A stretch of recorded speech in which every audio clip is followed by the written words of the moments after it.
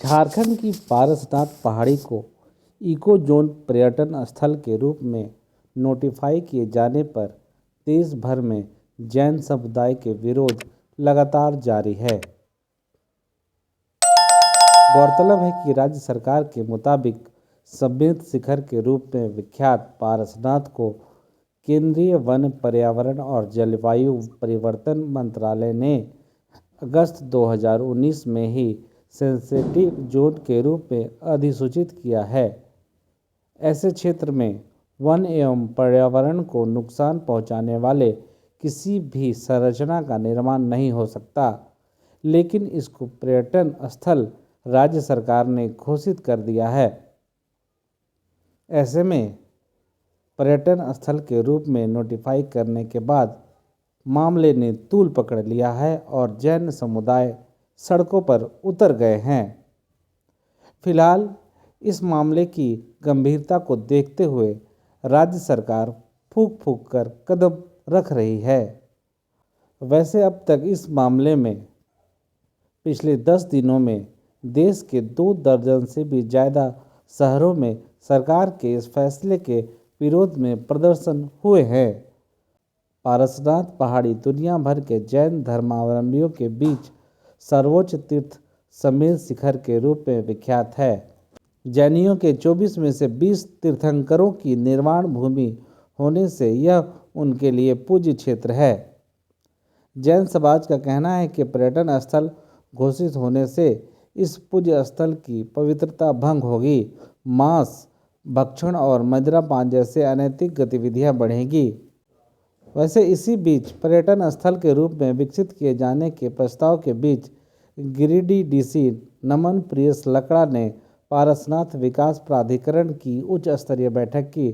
सरकार के निर्देश के आलोक में हुई इस उच्च स्तरीय बैठक में डुमरी एसडीएम प्रेमलता मुर्मू, पीरटांड़ बीडीओ और अंचलाधिकारी के साथ डुमरी एसडीपीओ मनोज कुमार समेत कई अधिकारियों और अलग अलग तीर्थ क्षेत्र के कमेटी के सदस्यों के बीच बैठक हुई। बैठक में डीसी ने अधिकारियों को कड़ा निर्देश देते हुए कहा कि किसी भी सूरत में मांस मदिरा की बिक्री इस इलाके में न हो, क्योंकि सम्मिलित शिखर मधुबन कई दशक से आस्था का केंद्र है। पारसनाथ विकास प्राधिकरण की हुई इस बैठक में कई और मुद्दों पर चर्चा हुई। डीसी ने जोर देते हुए कहा कि जल्द ही शिखर के डेवलपमेंट को लेकर पैनल का गठन किया जाएगा। इसी पैनल के सुझाव में मधुबन में नए सड़क निर्माण के साथ बायो शौचालय का भी निर्माण किया जाना है, लेकिन मांस मदिरा पर जो रोक पहले से लगा हुआ है उसका पालन अब और कड़ाई से किया जाएगा। इसमें कोई लापरवाही नहीं होगी। बैठक में शामिल गुणातयन ट्रस्ट के मंत्री सुभाष जैन ने कहा कि अब मधुबन में 20 तीर्थंकरों के पूजा, दर्शन और वंदना के लिए आने वाले भक्तों को हर मंदिर ट्रस्ट और भवन के द्वारा सुझाव दिया जाएगा कि वो सम्मिलित शिखर की पवित्रता बनाए रखने के लिए मदद करें, प्लास्टिक का उपयोग न करें, यहाँ तक कि प्लास्टिक को पारसनाथ पहाड़ी पर लेकर भी न आए, जिससे वंदना करने और आस्था पर कोई चोट नहीं हो। इस दौरान इको टूरिज्म की बात आई। इको टूरिज्म शब्द जुड़ते ही लोगों के मन में ऐसी बातें आ गई कि पर्यटन अगर बढ़ावा मिलेगा तो धर्म तीर्थ क्षेत्र की पवित्रता बाधित होगी। इससे देश भर की जैन समाज की एक ही भावना है, इसे पर्यटन क्षेत्र बनाने की जगह पवित्र तीर्थ क्षेत्र घोषित किया जाए, जैसे काशी विश्वनाथ, अयोध्या, मथुरा आदि, वैष्णो देवी आदि क्षेत्रों को बनाया गया। उसको लेकर के है और सरकार से बातचीत चल रही है। बड़ा सकारात्मक रुख है सरकार का भी, और मुझे उम्मीद है कि बहुत जल्दी ये बात स्पष्ट हो जाएगी केंद्र सरकार और राज्य सरकार से। इसलिए अभी हम सबको बहुत सकारात्मक दृष्टि रखनी चाहिए। इससे दूसरे समाज के लोग इस पर विरोध कर रहे हैं कि नहीं, दूसरे समाज के किसी का कोई विरोध नहीं है, क्योंकि तीर्थ क्षेत्र की पवित्रता को रखने की बात है।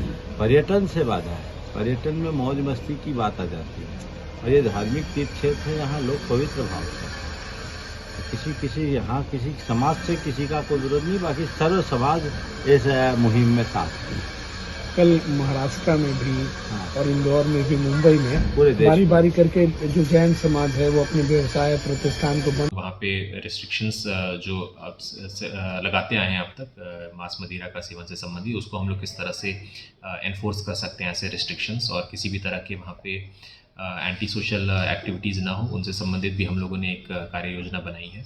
हम लोग निदेशालय और जो विभाग है उनसे हम लोग लगातार टच में हैं। हम लोग ये कोशिश करेंगे कि हम लोग वहाँ पे होम गार्ड्स को डिप्यूट करें, और पिछले दिनों आप लोगों ने देखा कि वहाँ पे अलग अलग कमिटीज़ ने और प्रशासन ने कैसे साफ़ सफाई कराया, और चाहे वो प्लास्टिक के यूसेज को बैन करने से संबंधी, हालांकि इसको हम लोगों को सतत ये करना होगा ताकि एक प्लास्टिक मुक्त और एक वहाँ पे जो भी प्रतिबंध लग रहा है वो सही प्रकार से एनफोर्स हो सके। तो उसके संबंध में हम लोग अभी नववर्ष में भी अलग अलग स्टेक होल्डर्स के साथ में इस चीज़ को एनफोर्स करेंगे, और साथ ही कुछ मास्टर्स प्लान्स बनाए गए थे, चाहे वो फॉरेस्ट डिपार्टमेंट की तरफ से थे या टूरिज़्म की तरफ से थे। तो उसमें कई कुछ ऐसे बिंदु थे जिनमें कि अलग अलग जो जैन कमिटीज़ हैं उनको लगा कि ये शायद ये पर्यटन को बढ़ावा देने से संबंधी ज़्यादा है, और ये रिलीजियस सैंक्टिटी को ये थोड़ा ये उसके लिए हित में नहीं होगा। तो उन चीज़ों को हम लोग आज डिस्कस कर लिए हैं, और आने वाले दिनों में एक हम लोगों को इंटीग्रेटेड एक एक्शन प्लान बनाना है